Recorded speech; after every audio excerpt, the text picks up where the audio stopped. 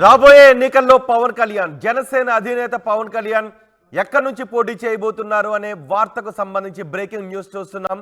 పవన్ కళ్యాణ్ పోటీ ఎక్కడి నుంచి పోటీ చేస్తారు అనే ఆసక్తి జనసేన క్యాడర్లో కనిపిస్తోంది. ఆయన ఒక చోట నుంచే పోటీ చేస్తారా లేక గత ఎన్నికల్లో లాగా రెండు చోట్ల నుంచి పోటీ చేస్తారా అనే ఆసక్తి కనిపిస్తోంది. గత ఎన్నికల్లో ఆయన భీమవరం, గాజువాక రెండు చోట్ల నుంచి పోటీ చేశారు. పశ్చిమ గోదావరి జిల్లా భీమవరం నుంచి, అలాగే విశాఖ జిల్లా గాజువాక నుంచి ఆయన పోటీ చేశారు. ఈసారి పవన్ కళ్యాణ్ ఎక్కడి నుంచి పోటీ చేస్తారు అనే ఉత్కంఠ కనిపిస్తోంది. ఆయన కాకినాడ నుంచి పోటీ చేయాలి అనే యోచనలో ఉన్నట్టుగా తెలుస్తోంది. కాకినాడ నుంచి పోటీ చేయమని స్థానిక నేతలు కూడా కోరుతున్నారు. స్థానిక నేతల సూచనపై ఆయన సంతృప్తిని వ్యక్తం చేసినట్టుగా తెలుస్తోంది.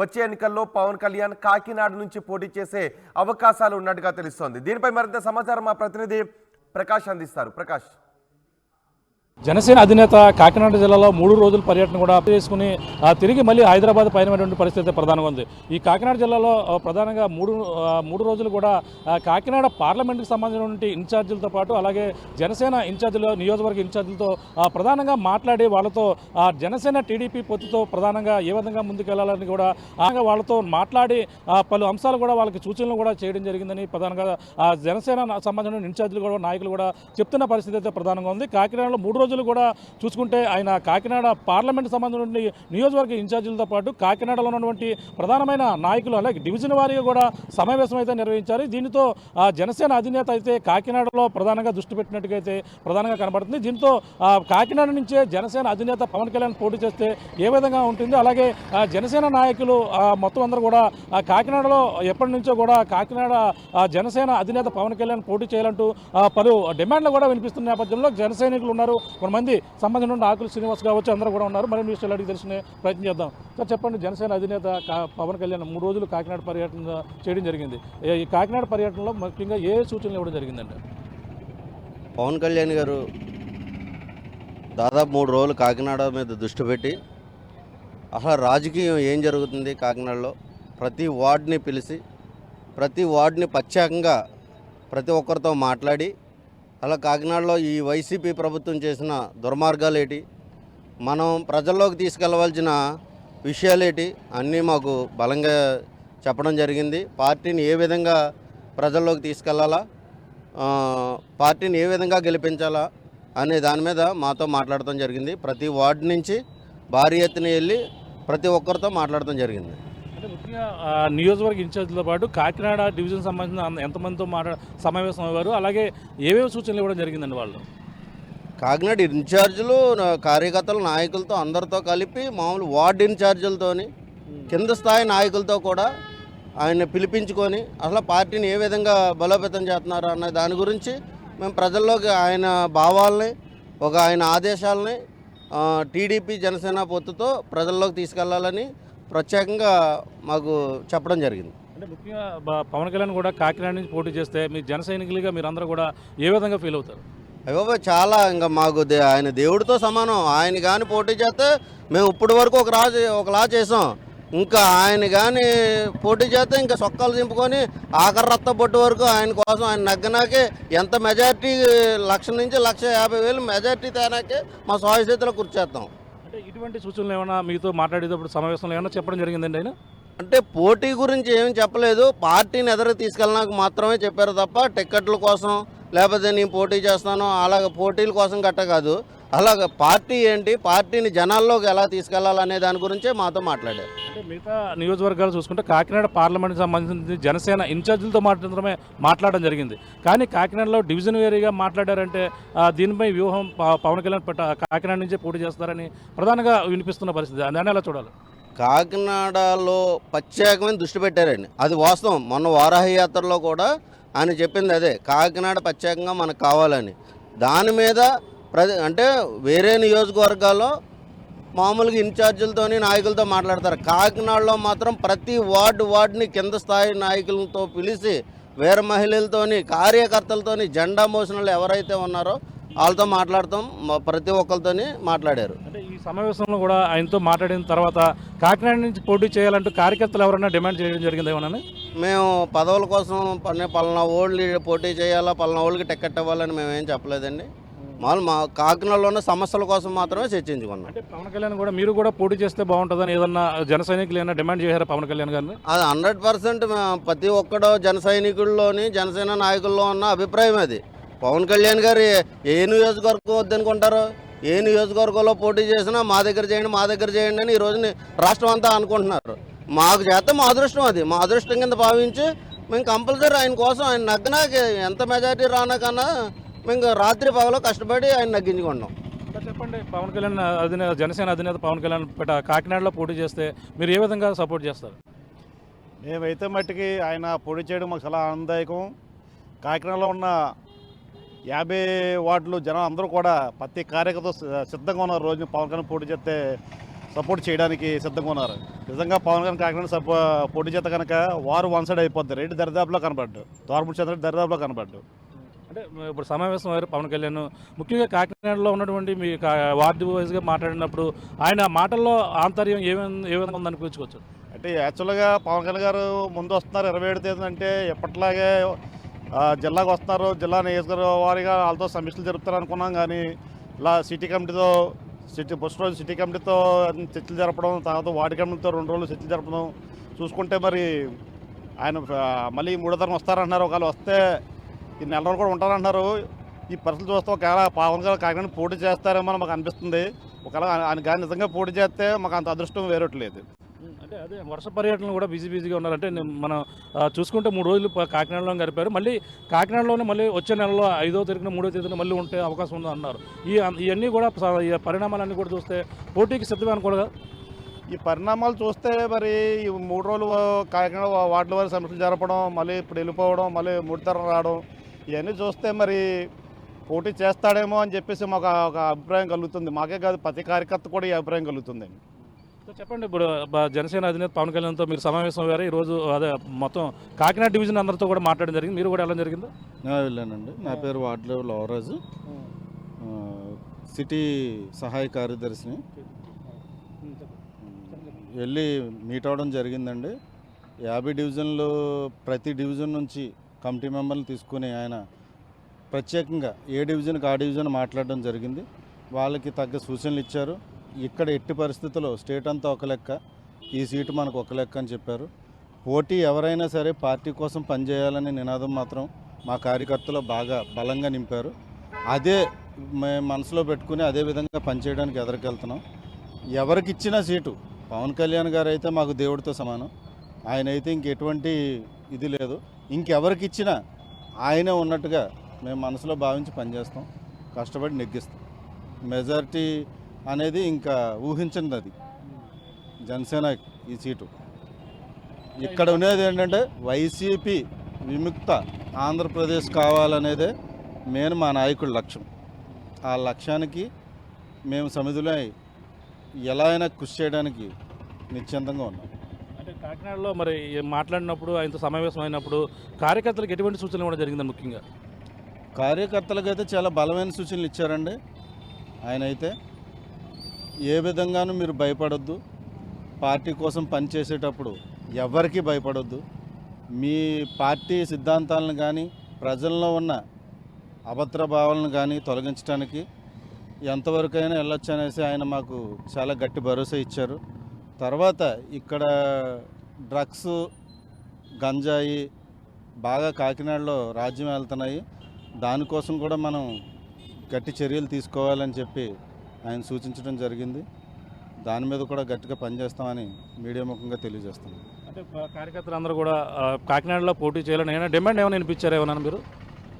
మేము అధినాయకుడు ఏం చెప్తే అదే సార్. మేమంటూ ప్రత్యేకించి ఏ డిమాండ్ అని పెట్టలేదు. ఆయన ఏం పెడితే దానికి మేము పనిచేయడానికి సిద్ధంగా ఉన్నాం. చెప్పండి, మీరు చెప్పండి, కాకినాడలో పవన్ కళ్యాణ్ పోటీ చేయాలని మీరు అందరూ కోరుకుంటున్నారా? ప్రతి కార్యకర్తకి కూడా సహజంగా వారి మనసులో అదే ఉంటుంది కదండి. ఇప్పుడు కాకినాడలో ఎన్నాళ్ళలో జనసేన పార్టీలో పవన్ కళ్యాణ్ గారి యొక్క ప్రభావం ఎంతైతే ఉందో ఈ టూర్ తర్వాత ఈ సమావేశాల తర్వాత అది రెట్టింపు అయింది. ఎందుకంటే పవన్ కళ్యాణ్ గారు ఒక పార్టీ అధ్యక్షుడు స్వయంగా వచ్చి కాకినాడలో కూర్చుని రాష్ట్ర కమిటీ వాళ్ళతోని, జిల్లా కమిటీ వాళ్ళతోని, వార్డు కమిటీ వాళ్ళతోని వీళ్ళందరితో కూడా స్వయంగా మాట్లాడి నేనున్నానని భరోసా కల్పించడం చాలా ఆనందదాయకం. ఫస్ట్ కార్యకర్తలు ఏం కోరుకుంటారు? అధినాయకుడిని కలవాలని కోరుకుంటారు. అలాంటిది అధినాయకుడే స్వయంగా వచ్చి బలమైన సంకేతాలు ఇవాళ ఇవ్వడం జరిగింది. మీకు నేను అండగా ఉంటాను, మీకు నాకు మధ్యలో దూరం లేదని ఇవాళ అధినాయకుడు చెప్పడంతో కార్యకర్తలందరూ కూడా చాలా జోష్గా ఉన్నారు. కార్యకర్తలందరూ కూడా కథన రంగంలో రేపు రాబోయే 100 రోజులు మనకు చాలా కీలకం. ఆ 100 రోజులకి తగ్గ ప్రణాళిక ఆయన సిద్ధం చేస్తున్నారు. అది కూడా ఇంకొక మాట కరెక్ట్గా చెప్తున్నా ఏంటంటే, ఆయన ఈ పార్లమెంట్ మీద దృష్టి పెట్టడం జరిగింది. ఈ పార్లమెంట్లో దృష్టి పెట్టడం వల్ల ఖచ్చితంగా ప్రతి నాయకుడికి నేను అందుబాటులో ఉంటానన్న భరోసా ఆయన ఇవ్వడం జరిగింది. అదేవిధంగా ఇవాళ జనసేన శ్రేణులు అందరూ కూడా చాలా ఆనందంగా ఉన్నారు. మాకు కూడా, నేను రాష్ట్ర కమిటీలో ఉన్నాను, వారు చెప్పడం ఒకటే, మీకు నేను అందుబాటులో ఉంటాను, కాకినాడ నగరాన్ని మనం ఎలా కాపాడుకోవాలో అలా కాపాడుకుందాం చెప్పడం జరిగింది.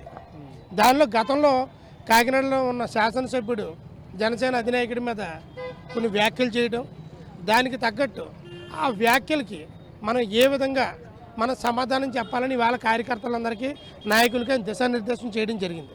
అంటే పవన్ కళ్యాణ్ గారు పోటీ చేయాలని మీరు పట్టుబడుతున్నారంటే అసలు పవన్ కళ్యాణ్ గారు పోటీ చేస్తానంటే ప్రతి కార్యకర్త కూడా 100 రెట్లు పనిచేస్తారు. అంటే మిగిలిన వాళ్ళు పోటీ చేస్తే 100 రెట్లు పనిచేయరని కాదండి. ఇక్కడ పవన్ కళ్యాణ్ గారు ఏ అభ్యర్థిని నిలబెట్టినా అతను పవన్ కళ్యాణ్తో మాకు సమానం. కాకినాడ సిటీలో జనసేన జెండా రెపరెపలాడించడమే మా పని. ఖచ్చితంగా కాకినాడ సిటీని పవన్ కళ్యాణ్ గారికి గిఫ్ట్గా ఇస్తాం. దానికి ఇవ్వడానికి ఆయన ఈ రోజున కార్యకర్తలకు ఇచ్చిన భరోసా అయితే కానివ్వండి, నాయకులకు ఇచ్చిన భరోసా అయితే కానివ్వండి, మాకు ఇచ్చిన ప్రణాళిక అయితే కానివ్వండి, రేపు రాబోయే రోజుల్లో జనసేన యొక్క ప్రపంచం ప్రతి వార్డులో ఎలా ఉంటుందనడానికి ఈ మీటింగ్ తర్వాత రాబోయే రోజుల్లో కాకినాడ ప్రజలందరూ కూడా గమనిస్తారు. సార్ చెప్పండి, మీరు జనసేన అధినేత పవన్ కళ్యాణ్తో సమావేశం అయ్యారు, ఎటువంటి సూచనలు కూడా జరిగిందండి? నేను స్థానిక 43వ డివిజన్ అధ్యక్షుడిగా ఉన్నాను. పవన్ కళ్యాణ్ గారు స్వయంగా చెప్పింది ఏంటంటే, మీకు 4 గంటల దూరంలో ఉన్నాను నేను.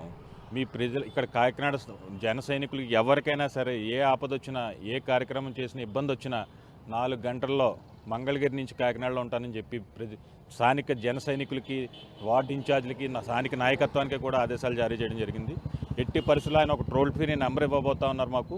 ఆ నెంబర్కి ఫోన్ చేసిన 4 గంటల్లో నేను కాకినాడలో ఉంటాను, ప్రతిసారి కూడా మీకు అందుబాటులో ఉంటాను, ఏ క్షణమైనా సరే మీకు అందుబాటులో ఉంటానని జన సైనికులకి భరోసా కల్పించడం జరిగింది. పోటీ చేస్తే పవన్ కళ్యాణ్ పోటీ చేయాలనే డిమాండ్ ఆయన ముందే అనిపించారు మీ అందరు కార్యకర్తలు ఎవరన్నా? పోటీ చేయాలనే నిర్ణయం అనేది, ఆయన పోటీ చేయాలనే నిర్ణయం అనేది మేము నిర్ణయించేది కాదు. ఆయన ఎక్కడ నిర్ణయించుకున్నా ప్రతి జన సైనికుడు కూడా ఆయనకి అండగా ఉంటారు.